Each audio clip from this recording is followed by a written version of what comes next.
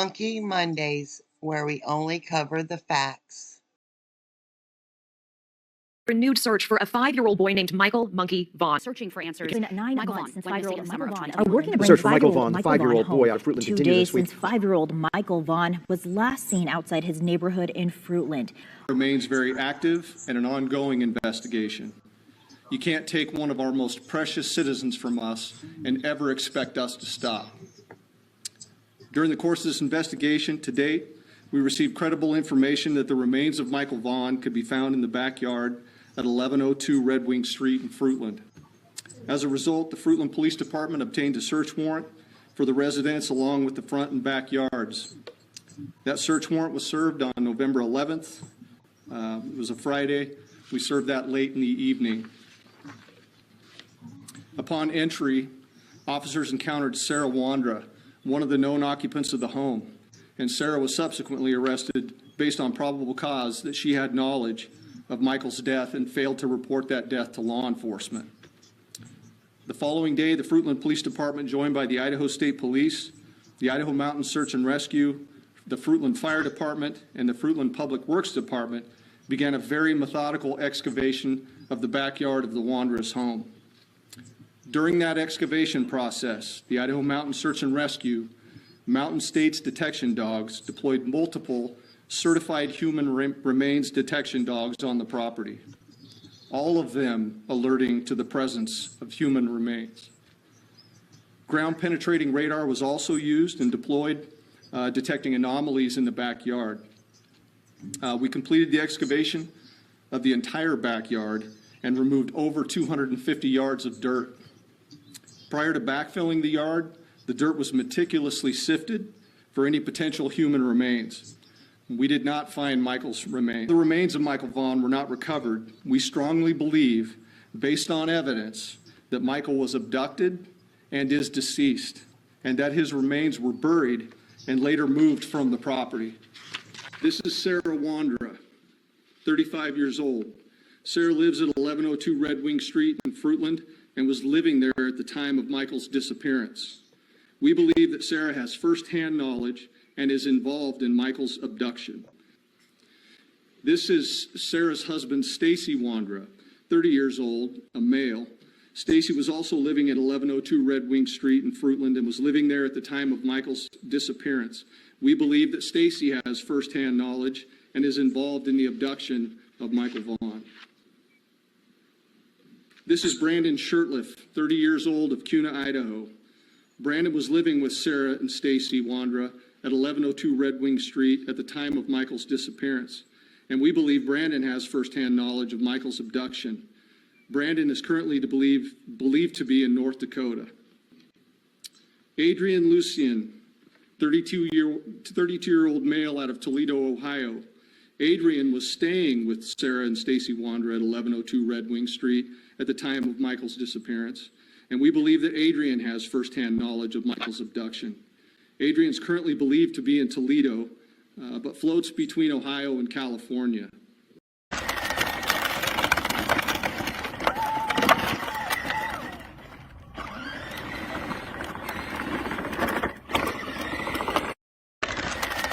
Long, thorough investigation. The family is not a focus of our investigation at this point. They are continuing to fully cooperate with us. Today, as members of this community, we continue to agonize with the family. We want to thank all of you, the officers, all of the agencies. You guys have just keep working so hard, and we're gonna get him home. We're not gonna stop. We're gonna find him.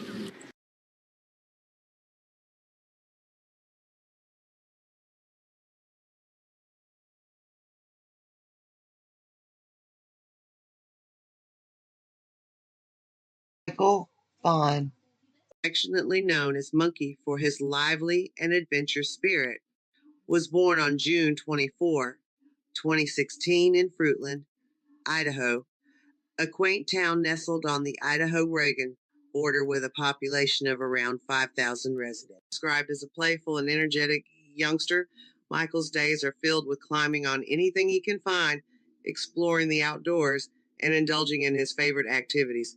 He adores pizza, the color blue, and anything related to monster trucks and superheroes. Living with his parents, Brandy and Tyler, alongside his siblings and grandfather, Michael thrives in his loving and bustling family environment. July 27, 2021, commenced like any other summer day for Michael and his family. Brandy Neal, his mother, had eagerly anticipated a break from work to spend quality time with her son, promising him a few days of fun together. When she called home that afternoon around 4 p.m., Michael was engrossed in his video games, everything seemingly normal. Little did she know that within hours, her world would be turned upside down by a devastating phone call. Michael, her beloved monkey, was missing. Thus began a relentless search spanning across the nation, leaving everyone with one haunting question: where is Michael? Michael's interests and hobbies paint a vivid picture of his vibrant personality. From his fascination with digging, mining for gold, and building intricate creations to his love for astronomy, outdoor adventures, and cherished family moments. He enjoys an array of activities, from exploring parks and camping to indulging in his favorite foods and enjoying outings with loved ones. On the day he went missing, Michael was last spotted between 6:40 p.m.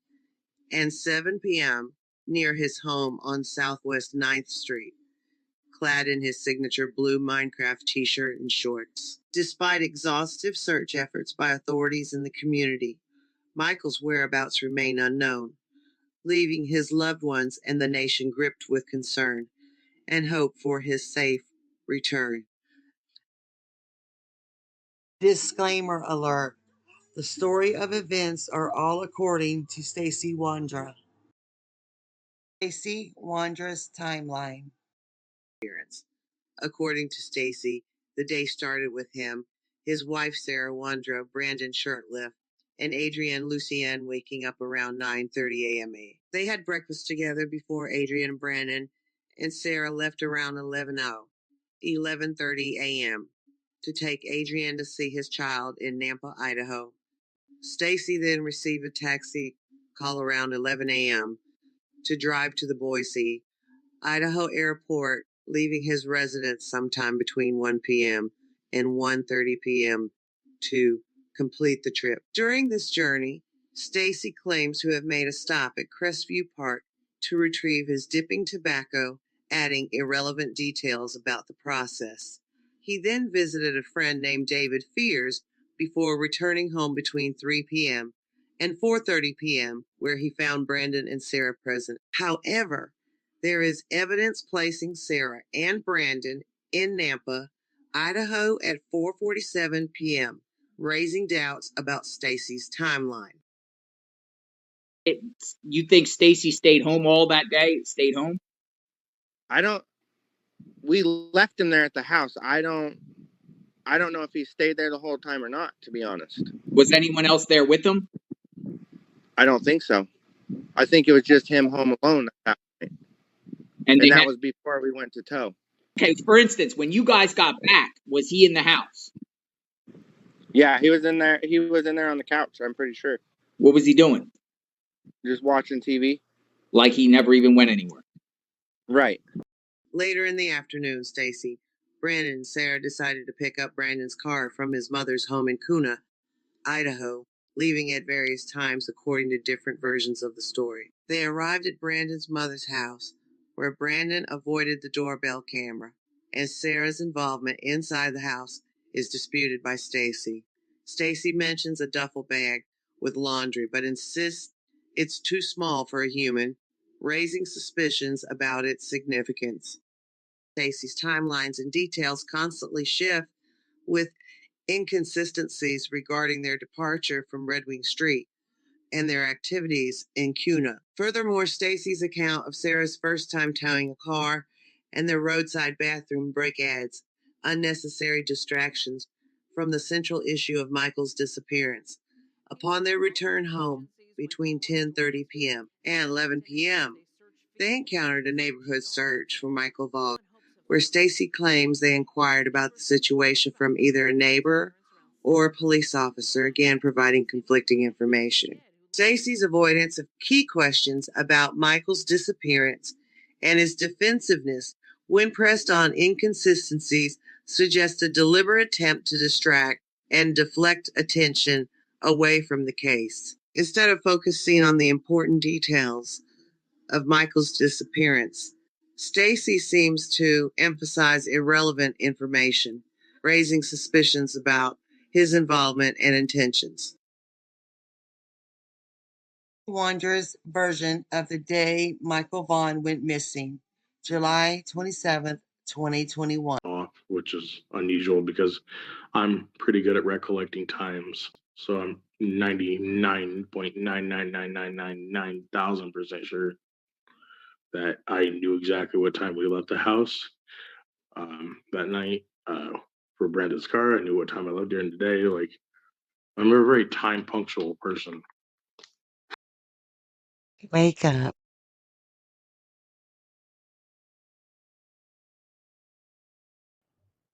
That morning, we got up, did our routine normally.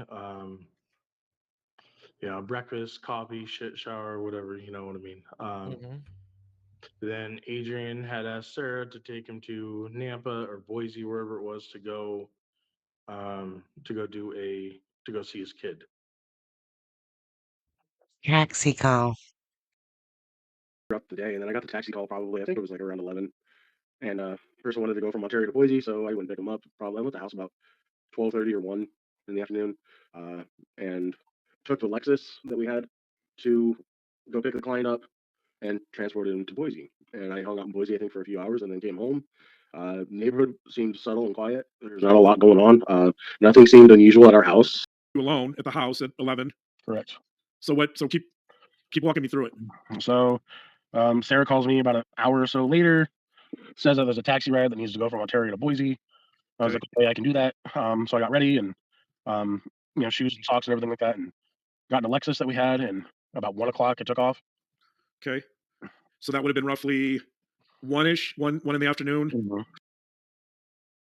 was the one that was in charge of taking the calls. She took a phone call and then asked me if I wanted to go do it. It was from Ontario to Boise Airport. Do you remember about what time of day that you took that first cab ride? I left about 1 o'clock. So you left about 1. I got a phone call about 11:30 from Sarah because she was the dispatcher for our company, and said that there's a taxi ride that needed to go from Ontario to Boise. I was like, okay, it's a $150 run. I'm not going to pass it up, And what time was this? I left. That was 11 o'clock. She called me roughly, and then I left the house about 1. I mean, I only took one ride that day. Sarah was gone. The morning time, she took Adrian to Nampa or Boise or wherever they went. But I know I only did one run, and I left about 1 o'clock. Splash pad. About 1 o'clock in the afternoon. On the way out of the subdivision, I ended up having to stop at the pull-off spot at the splash pad because I had dropped my can of chew, and I wasn't able to reach it. Even trying to reach across the console, I was a pretty decently big guy, and it's not exactly easy for me to reach something, and my belly kind of gets in the way. And so ended up having to get out of the car and walked around, opened the door, grabbed my can of chew, walked back around the driver's side, and left. That was probably about 1:15, 1:30-ish. About 1 o'clock. I stopped at the splash pad about 1:15, 1:30-ish. Okay. I don't know. It was in between 1:10, 1:15, 1:30-ish. I don't know exactly. So long ago, but Now, there's a lot of talk about the splash pad. Have you ever been to that splash pad? Yeah. So on the way out of my taxi ride, I pulled into the splash pad in the Lexus. I had gotten a phone call from Sarah when I left the house. She had asked. She always calls me whenever I leave. She was very very insecure about herself, so she always wanted to make sure I wasn't out trying to cheat on her or whatever. I'd stopped at the splash pad because I chewed tobacco. I still chew. And I had stopped at the splash pad because my can of chew had fallen on the passenger side of the seat. And I couldn't pull off to the side. There was no room to really park. It was right before the stop sign, and you weren't supposed to park by the For the kids. So you Correct. stopped there. You said that's I have to be honest, that's a little concerning, that you'd be there at a place where kids go. There was hardly anybody there that day, and it was the only place I could pull off beside. There was literally no parking. You can't just park in the middle of the road, and so I literally parked off. And keep in mind too, they have CCTV footage of me. I was actually shown that by Fruitland police detectives when I was questioned. So they have me on CCTV, and it's exactly as I'm telling you guys. Can you tell everybody the exact time they have you on camera at the splash pad when you're getting your snuff? 1:15. 1:15? No, sorry, 1:30. 1:30. My bad. Okay, yeah, that's what I remember you telling me. Visited Labor Dave. I think I had gone and visited a buddy of mine in Boise. I don't remember exactly the specifics. I know that I was Can you I was tell us gone for a few hours. who the buddy was? Yeah. So it was actually an old employer that I did work for, but he also became a friend. His name was the company was Labor Dave's, and then his name was David Fears. Can you I was tell us? gone for a few hours. Can you I was tell us? gone for a few hours. Can you I was tell us? gone for a few hours. Go ahead. So I went and picked up the client, went to the Boise airport, dropped him off. I think I hung out with Labor Dave, if I'm not mistaken. I went and visited him at his house. Who's Labor Dave? He's like a temporary employment person. Always had a bunch of odd jobs for people to do. Christian based. His real name is David Fears. How long do you hang out with David? I don't know, a few minutes, you know what I mean? It was a good chunk of probably 15, 20, 30 minutes tops. Okay. It wasn't very long. I mean, he had stuff he was doing too, so. Do you talk to him often? I don't talk to him anymore. From what I heard, he's deceased. So I don't know if that's true or not. That's yeah. Okay. It's hard to talk to someone like that for sure. Back to Ontario. Apparently the timestamps, I didn't remember this, but I went to Ontario again to go. I stopped at A&W. A&W, which is by Kiwanis Park or whatever in Ontario. Went there, got some food, I think, and went back to Fruitland. Okay, so you go from Fruitland to Ontario to Boise, back to Ontario to home. Ontario. Why'd you go back to Ontario? To get some food. There's an A&W in Fruitland, but that was the direction I came back. It was it's on the way. It was on A&W on the way, but it was, you could see from the interstate and it was completely packed, and I didn't feel like going inside from what I remember. Coming back home. Okay. So the A&W was in Fruitland. They have an A&W in Fruitland and they have an A&W in Ontario. Where was this A&W then? In Ontario. So that's Gotcha. Back home. And I got back home and it was just like a normal average home. I mean, Brandon was there, I was there, and Sarah was there. What time? I don't know, I'd say probably close to 3:30 or 4, maybe. What I can tell you is it wasn't me, and it wasn't Sarah, and it wasn't Brandon. You're stating right now that it was not you, nor Brandon, nor Sarah, nor Adrian? I can't speak on Adrian's behalf. Adrian was the only one that was home at night. That's got the most irons that it's. But I also know that Adrian did not have access to any of our vehicles. House the night that Michael went missing. Sarah and Brandon. Where was Adrian? He was out doing his thing with his girlfriend or girly girl or whoever this chick he was banging was. I don't know. I know he wasn't home that night. He wasn't even home that day. Did he ever have guests at the house? Yeah, he tried bringing chicks home a couple times, and we got mad at him for it. So that's why he was out and about with this girl, because we told him it wasn't allowed to bring other females. Back home, was anybody there? No, it was just me. Okay, just you. No, I'm sorry. Yeah, no, Sarah and Brandon were home. Okay, so they were already back from dropping Adrian off. And For instance, when you guys got back, was he in the house? Yeah, he was in there. He was in there on the couch, I'm pretty sure. What was he doing? Just watching TV. Like he never even went anywhere. Right. Yeah, If Stacey left at 1 p.m., then the earliest with no stops would be 4:21 p.m. he arrived home. However, he said he stopped at the splash pad for 5 or 10 minutes. Then he stopped and picked up his client, dropped his client off at the airport, stopped at Labor Dave's from anywhere from 15 minutes to 3 hours. Next, he said he stopped for food in Ontario. Then he arrived home. He traveled a minimum of 134 miles, according to Stacey. Leave for Kuna, Idaho. Brandon asked us to go to pick up his car in Kuna.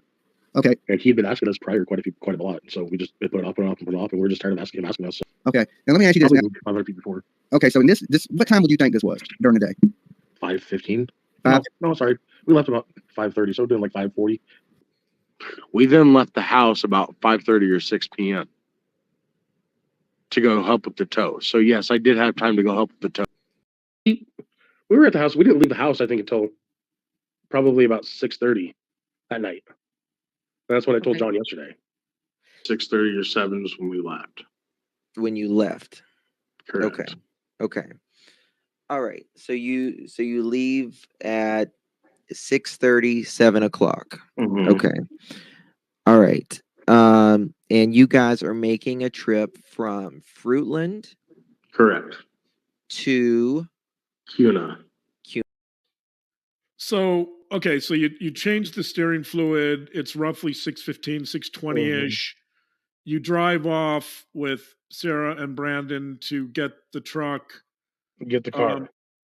I'm sorry, the car. What time do you think it is roughly when you exit town?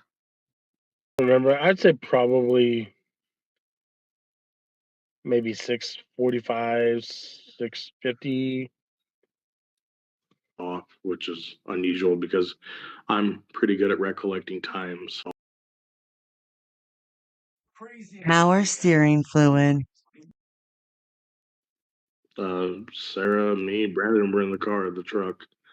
We had pulled off of by Arizona and 8th Street on the side of the road. I had been putting power steering fluid in the truck. At 5:35, 5:40. Why did you stop? Why did you stop at 8th in Arizona again? I'm just curious about To that. put power steering fluid in the truck.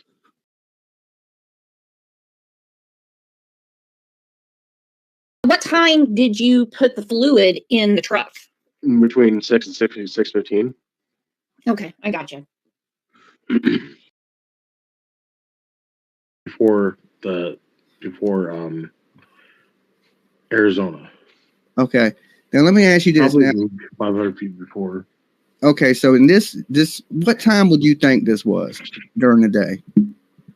5:15. Five. No, sorry. We left about 5:30, so we're doing like 5:40. So, okay, so you change the steering fluid. It's roughly 6:15, 6:20-ish. The child. In fact, the kid that I saw looked like he had dark hair, like very dark hair, like mine. Far away from the street was he? I was on the sidewalk. Oh, he was on the sidewalk. Okay, He wasn't even in the street. but he was by a house. Was it like There was a whole stretch of houses. at Southwest 8th in Arizona? Okay. About how many houses down did you see him? I could see him in the distance. You know what I mean? Like there was a. I mean, I could see the face, but I don't. There was probably 5, 6, 7 houses down. But we never stopped other than to stop on 8th Street in Arizona to go fill up fluid, and that was it. Okay, so you didn't talk to him or anything? Not at all. No. You didn't ask if he was lost or anything like that? No. Do you remember what he was wearing? What colors or anything? Not at all. I know that it was not Michael. I can tell you that. You saw a boy that day as well, didn't you? You said Yes. you saw a boy. Further down 8th Street on the very right hand side in somebody's yard. And he didn't look anything like Michael at any point in time. Okay. We didn't ever even approach the kid. Did the boy you saw have a yellow shirt on? It was a bright shirt, correct. From what I remember. It was shorts and a bright shirt. And he was a lot taller than the 5-year-old boy. I can tell you that much. And you notice a child with a. Tell me a little bit about the child you noticed. What did you see? What was going on? Just know he had dark brown hair. Uh-huh. He was taller, like he had to have been 8, 9, 10 years old. Did not look anything. Not. I mean, mind you, it wasn't a clear picture. You know what I mean? I wasn't really trying to pay attention. You know. Yeah, you was putting power I steering. always pay attention to my surroundings all the time. You know. There was a kid playing further down the road. Excuse me, sorry. But it wasn't Michael. I can tell that 100%. This kid was definitely older, probably 9, 10 years old, dark hair. He did look more like, excuse my language, more like a Mexican or like, Hispanic. He just wasn't Michael's description at all. How old was this boy that you saw, would you guess? I'd say probably 8, 9, 10 years old. Definitely older, like more physique. You know what I mean? Like when more filled in, more defined. But nothing was unusual about it. Like you just seemed like a normal kid just playing in the neighborhood. Yeah, and you say he had a toy. Do you remember what kind of toy he may have had? No. I didn't pay attention again. I just know he was playing with something is all I know. And you didn't see nobody else around the kid. Was he in a yard? Yeah, he was in the neighbor's yard, yeah. Or one of the people's yards off of East Street, but Okay. I assumed it was just somebody's he kid. wasn't playing. He wasn't playing in none of the fields over there. No. Oh, okay. That's what I was trying to get at. Was he in the field or was he near? Because a lot of that is outside the neighbors, outside the house, like in the front yard. One child looks like he has dark hair too. Sidewalk 3, 5, 6, 7 houses down 4. Does not know what he is wearing 5. On the right in someone's yard 6, it was a shorts bright shirt 7. Taller than a 5-year-old boy 8. Dark brown hair, it'd be 8, 9, 10 years old 9. In a neighbor's yard or one of people's yard. So we pulled off right on the right-hand side of the road. Okay. Okay. Before Arizona. Okay. Now let me ask you this. Probably 500 feet before. Okay, so in this, what time would you think this was during the day? 5:15. No, sorry.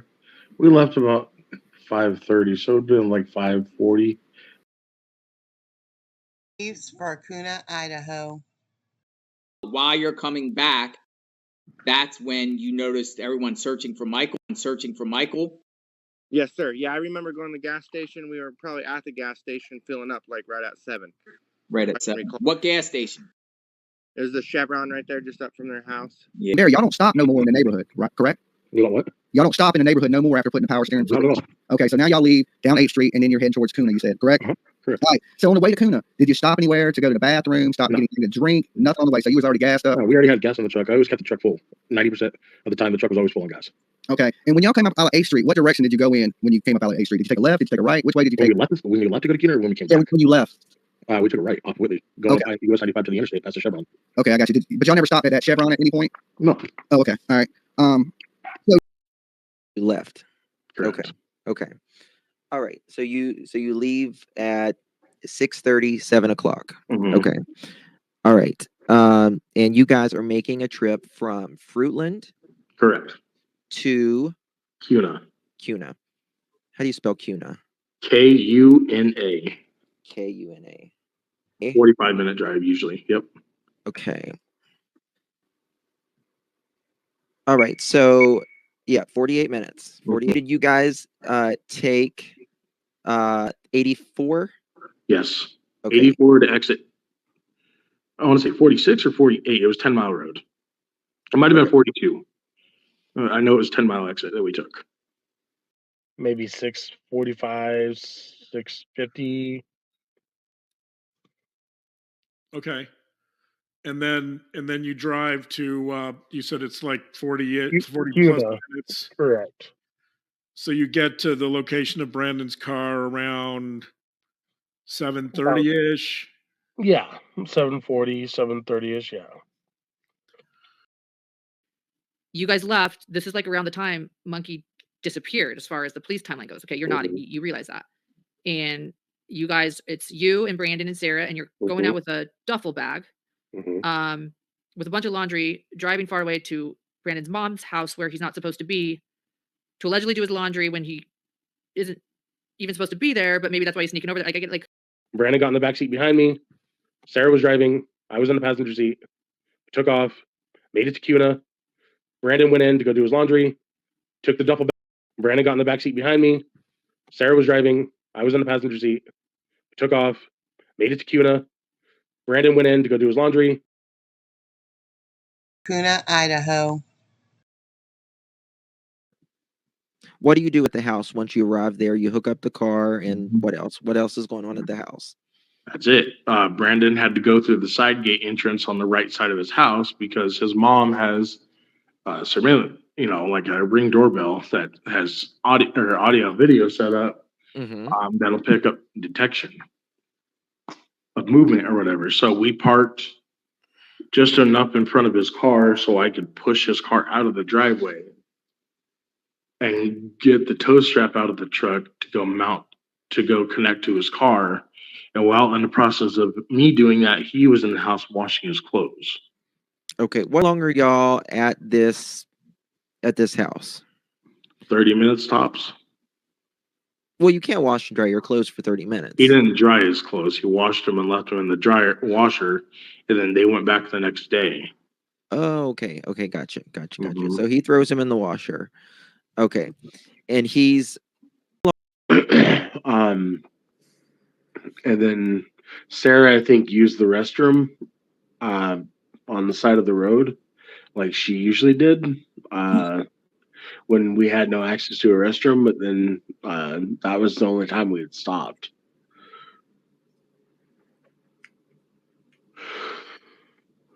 I mean, why didn't she use a bathroom at Brandon's mom's house? She did. Oh, okay. Her bladder is ridiculous. The garage that goes out to the backyard. And did Sarah go in? No, Sarah stayed in the truck. Okay, because didn't you earlier say she went in to pee? No. Oh, okay. Waiting on him to do the clothes. Just a guess. I think he just threw him in the washer at that time. I don't think he even put him in the dryer, but I think it probably took him maybe 10 minutes, 15 minutes. Okay. About the time it took me to hook the car up and stuff. So he washed them fairly quick. Oh yeah. Okay. Yeah. And Back to Fruitland. And okay, from there y'all got the car hooked up. And then where do y'all go from there? So we took a route going through Eagle Road, down to the Black Canyon Highway. I remember that took you into Payette, by Clay Peak landfill and stuff like that. But so y'all drove past the landfill, stop, get a drink, use the bathroom, or any of these things on the way back? Yeah, so we had pulled off.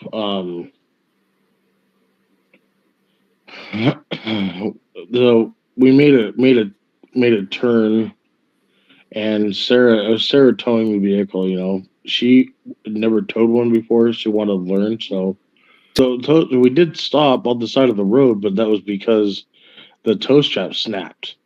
Oh, because there was too much slack. I just there was enough tow strap I could just tie it in a double knot, so that's what I did. Now, how long do you think you was out there messing with that on the side of the road? Was it like a quick thing? You got out there 10 minutes probably at tops.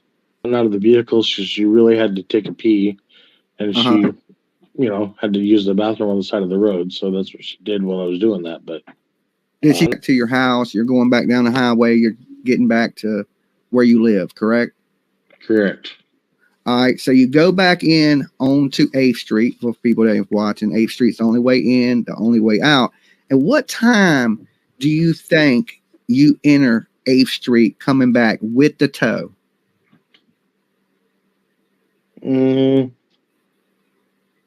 What time do you think we got back? Yeah, with the tow from Brandon's house after he washed the clothes and you You know, you hooked up Oh the yeah, video. no, it was probably 9:15, 9:30 at night. 9:30. Unusual? Is there people in Oh, the yeah, neighborhood? there when we got back, there was a shit ton of people all over. All over, just walking around, or what were the people doing? What did you observe? Police Just tell me. officers, search and rescue, just neighbors, people from the communities. You know, I told Sarah to stop and ask what happened, and because Brandon was steering the vehicle behind us.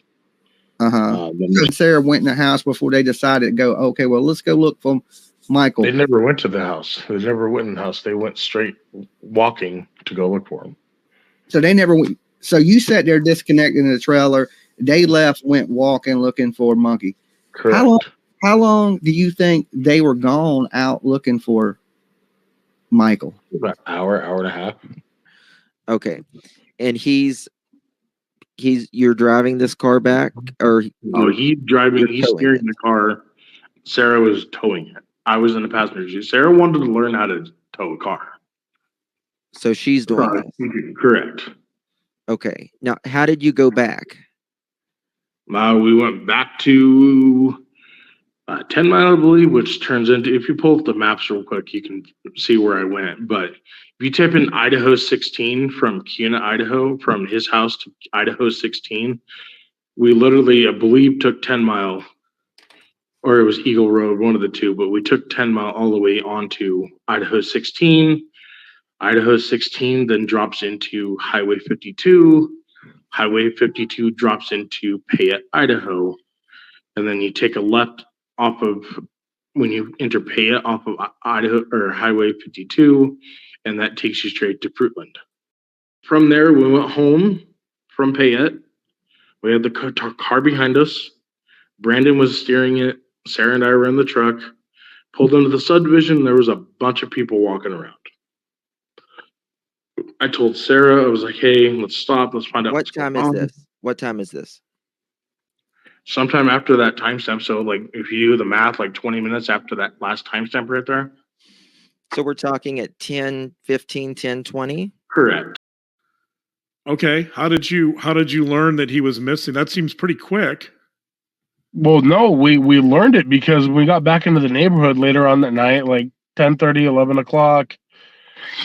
Maybe 11:15. I don't know.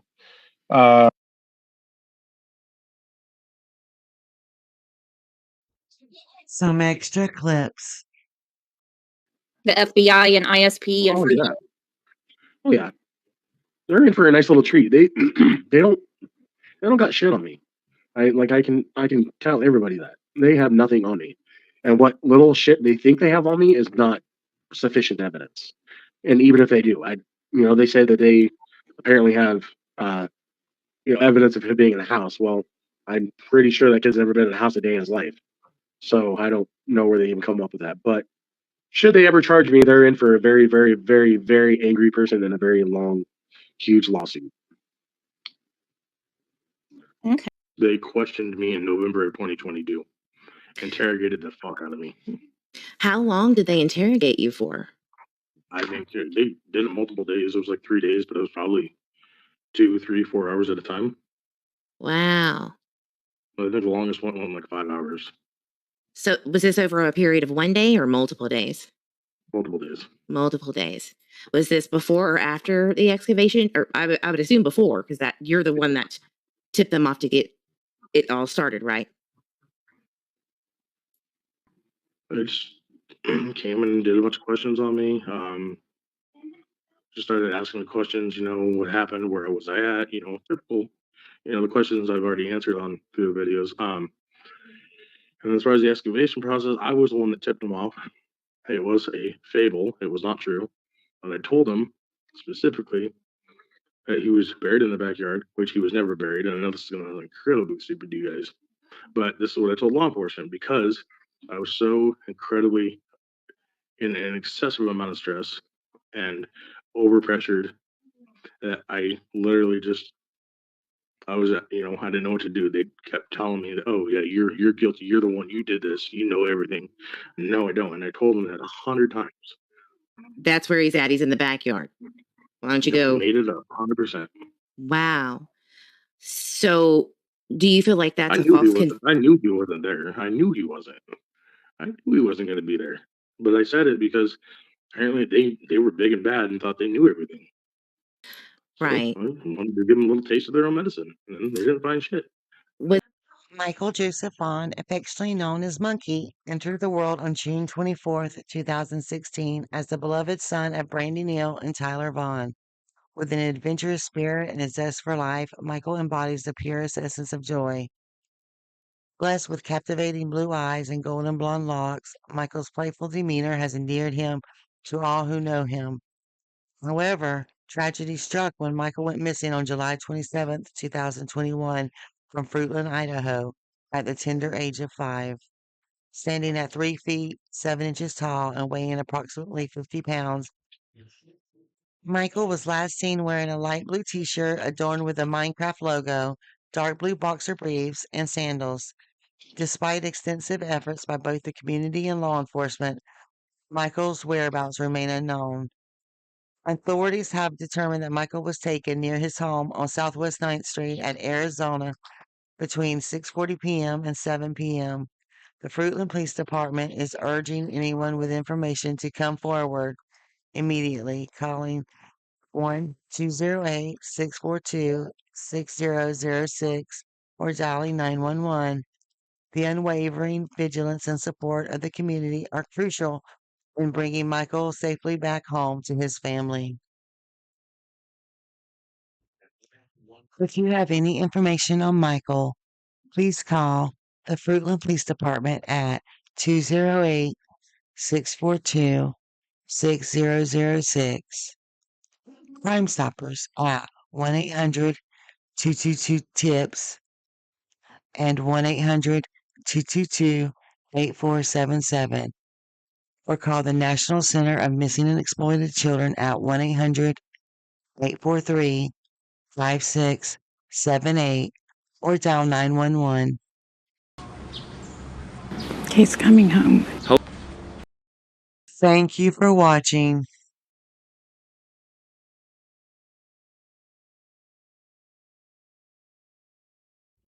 Aaron Horman, missing since June 4th, 2010, missing from Portland, Oregon, born September 9th, 2002, age now 22, sex male, race white, hair color brown, eye color blue, height 3 foot 8 inches, weight 50 pounds. Kyron Horman's photo is shown age progressed to 19 years. He was last seen at school on June 4th, 2010. Kyron was last seen wearing a black t-shirt with CSI in green letters and a handprint graphic. He was also wearing black cargo pants, white socks, and black Skechers sneakers with orange trim. Kyron may wear glasses.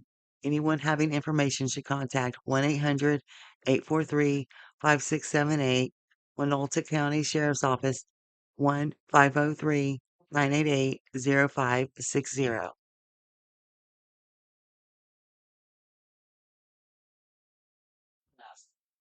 Hope is why we are here.